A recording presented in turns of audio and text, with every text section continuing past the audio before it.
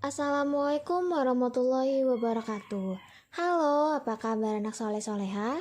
Semoga sehat-sehat ya. Sebelum kita memulai pembelajaran, mari kita berdoa terlebih dahulu. Yuk bareng-bareng kita berdoa. Bismillahirrahmanirrahim. Rabbi zidni ilman warzuqni fahman. Ya Allah, tambahkanlah kepadaku ilmu yang bermanfaat dan berikanlah aku pengertian yang baik. Amin. Alhamdulillah. Anak soleh-soleha sudah sholat duha belum? Kalau belum disegerakan ya. Kalau sudah alhamdulillah, jangan lupa sholat wajibnya juga dikerjakan, oke?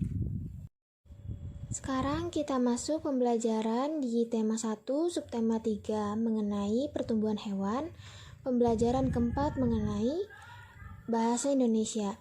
Nah, di sini kita akan mempelajari untuk menceritakan daur hidup hewan menggunakan kosakata yang tepat. Nah, caranya gimana sih? Yang pertama, amati daur hidup hewan dengan seksama. Yang kedua, pahami setiap tahapan yang dilalui. Yang ketiga, ceritakan tahapan-tahapan tersebut secara urut. Yang keempat, gunakan kosakata yang sesuai. Nah, seperti ini nih. Ini nomor 1, 2, 3, dan 4. Tinggal diceritakan. Kemudian ada pembelajaran PPKN. PPKN, belajar apa kita? Menjaga persatuan dalam memberi atau menerima saran. Kita harus menjaga persatuan dan kesatuan dalam kehidupan sehari-hari. Dengan menjaga persatuan dan kesatuan, maka kerukunan akan terwujud. Nah, berikut nih caranya yang kita lakukan agar terwujudnya kerukunan. Yang pertama, mengajari teman yang kesulitan dalam memahami pelajaran. Harus berbagi ilmu ya. Yang kedua, bekerja sama mengumpulkan uang dan pakaian layak pakai untuk membantu teman yang tertimpa musibah. Nah, saling bantu nih, tolong menolong. Yang ketiga, memberikan saran kepada teman dan juga mau menerima saran dari teman. Kalau kamu mau memberikan saran kepada teman, juga harus bisa menerima saran dari teman. Menyayangi teman dapat dilakukan dengan menghargai teman. Misalnya saat berdiskusi nih, kita harus menghargai saran atau pendapat yang diberikan teman saat berdiskusi. Sebaliknya, kita juga dapat memberikan saran atau pendapat kita kepada teman sebagai wujud rasa sayang kita. Nah, ini cara-cara yang baik untuk melakukan saat memberi dan menerima saran. Yang pertama, saat teman melakukan kesalahan, ingatkan dan berikan saran dengan santun. Yang kedua, saat kita diingatkan karena melakukan kesalahan, ucapkan terima kasih dan perbaiki kesalahan tersebut. Yang ketiga, saat berdiskusi di kelas, angkat tanganmu sebelum menyampaikan saran atau pendapat. Nah, yang keempat, jangan memotong pembicaraan orang yang sedang memberikan saran atau pendapat. Harus sopan dan santun. Tugas PKN, tugas yang nomor 1 ini yang Ibu lingkari. Bagaimana cara yang dapat dilakukan untuk menjaga persahabatan dengan teman? Jawabannya ada di halaman 67 yang sudah tadi dibacakan. Kemudian pembelajaran yang kelima, ada bahasa Indonesia. Menyusun kalimat menggunakan kosakata yang tepat. Ini teksnya nih, kita baca dulu ya. Daur hidup katak. Sebagian hewan mengalami daur hidup dengan bermetamorfosis. Katak berkembang biak dengan bertelur. Daur hidup katak dimulai dari telur. Telur katak biasanya berada di air. Telur menetas menjadi kecebong atau berudu. Pada saat kecebong, akan tumbuh sepasang kaki belakang, lalu tumbuh kaki depan. Kaki berekor, lalu tumbuh menjadi katak muda. Akhirnya, ekor katak menghilang. Katak muda menjadi katak dewasa yang tidak berekor. Katak dewasa bernapas dengan paru-paru dan kulit. Katak dewasa hidup di air dan di darat.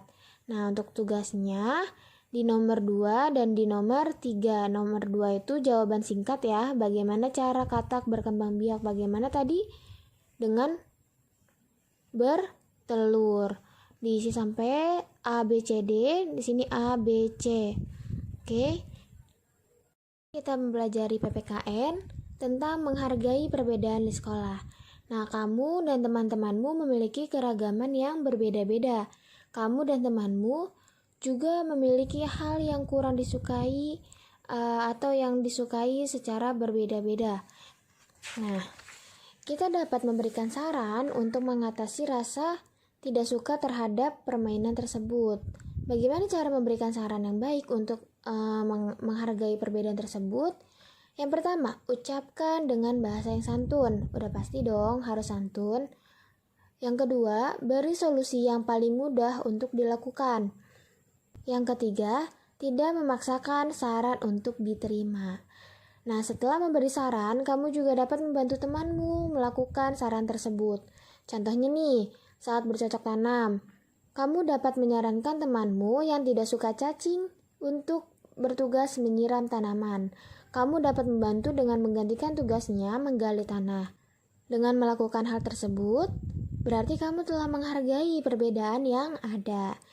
Nah, tugasnya nomor 3 aja nih yang udah Ibu bulatkan. Adakah temanmu yang berbeda kesukaan denganmu? Bagaimana kamu mengatasi perbedaan tersebut? Ceritakan pengalamanmu sebagai wujud menghargai perbedaan. Selanjutnya kita belajar tentang matematika, yaitu membuat soal cerita dengan perkalian. Nah, kemarin sudah belajar ya tentang perkaliannya. Sekarang kita isi soal dari soal cerita tentang perkaliannya. Ini soalnya, boleh di SS dulu atau di pause dulu.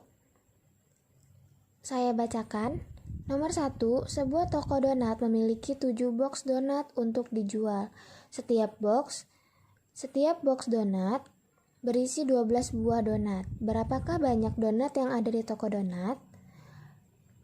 Yang kedua, Tono memiliki 3 box pensil. Dalam satu box pensil tersebut terdapat 6 pensil. Berapakah jumlah pensil Tono? Silakan dijawab dan ditulis soalnya di buku tugas. Oke, alhamdulillah pembelajaran tema hari ini dicukupkan ya.